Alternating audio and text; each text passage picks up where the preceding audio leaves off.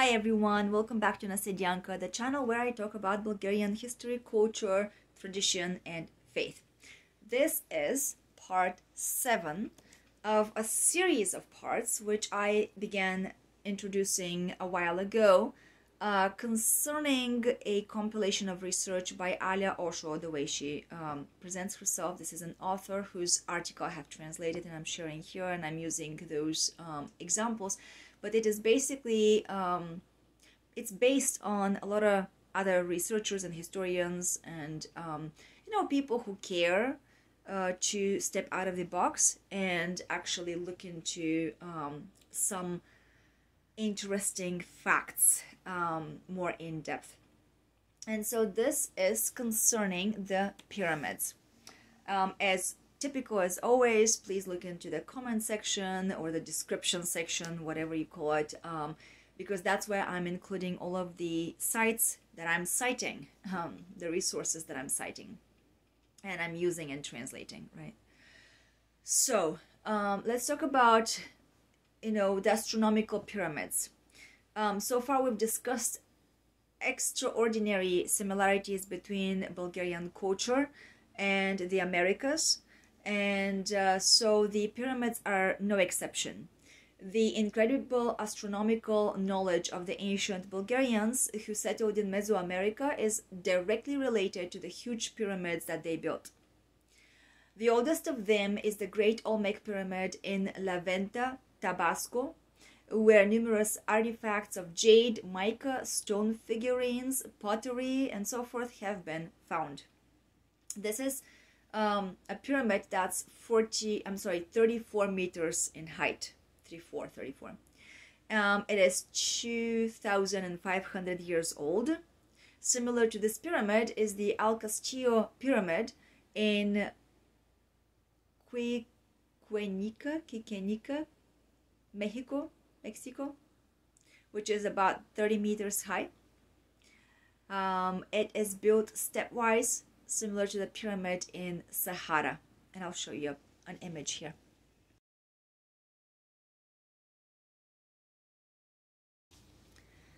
And then let's see another image or two of Sahara the step pyramid, a throne encrusted with jade stones found at the base of El Castillo.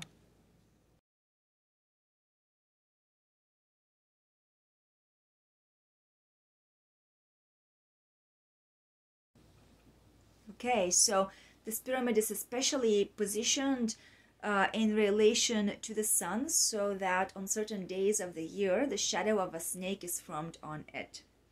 It still remains a mystery to archaeologists how the huge blocks that make up El Castillo were transported, since the nearest quarry was far down the hill. Perhaps it is not by chance that the name of this ancient stone town is Chichen Itza, which basically comes from a Bulgarian verb, kikenicha, or it actually means to struggle up the hill, dragging a heavy load uphill. Kikenichene. Itza is the characteristic feminine ending of nouns in the Bulgarian language, such as rachenica, tupanica, and so forth, basically expressing the mass of the popularity of the name. It's a way, I've mentioned in other episodes, Bulgarian language is so complex, and this is just one peculiarity of it. Hence, Chichen Itza, the city of the heavy mass push up the hill, basically stems from the Bulgarian word itself, Chichen Itza, pushing upward, up the steps. Chichen Itza, or as the Americans call it today, Chichen Itza, is an ancient stone city with preserved megalithic buildings in honor of the Mayan god Kukulkan, their deity, or the god of the feathered serpent. Let's look at a picture here.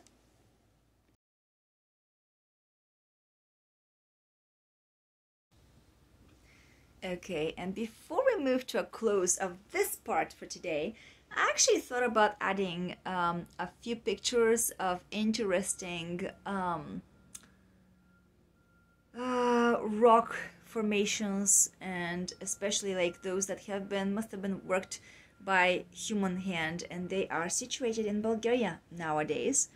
But even if you look at New Mexico, their national park, their rocks and dwellings of the local native Pueblo people, you can find similarities. Let me show you what I'm talking about as I'm looking at my notes here. I'll show you a picture of, let's see, this is the Trapecovидни, like trapezoid kind of shaped holes, nishie, in Bulgaria. So take a look at this picture.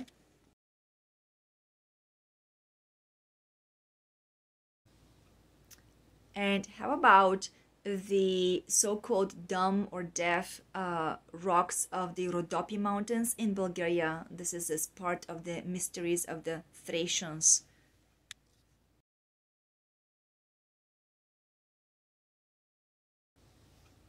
And furthermore, here are Орлови Скали, край, Ардино, or in translation, these rocks are called Eagle Rocks near Ardino, again Bulgaria.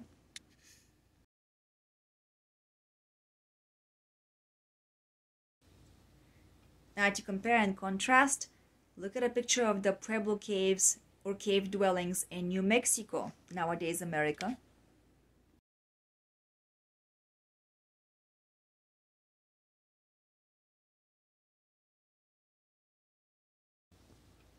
And another picture of the Bandelier National Park Pueblo cave dwellings in New Mexico.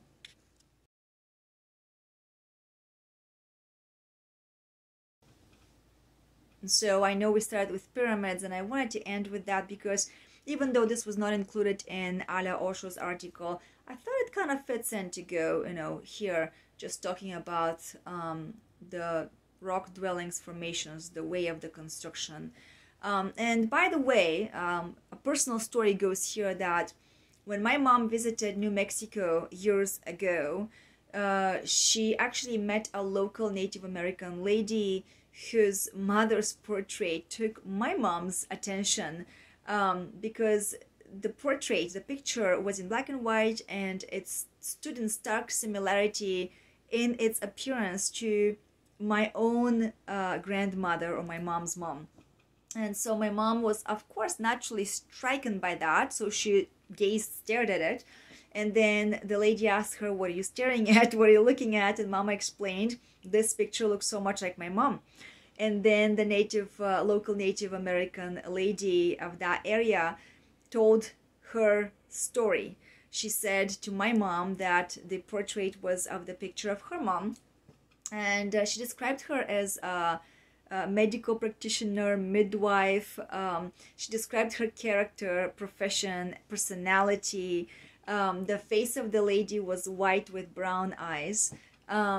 She actually wore, I don't know what you guys would call that in English, but back in the day, at least in the 90s, in Bulgaria, our midwives and nurses wore little, not hats, but kind of like diadem.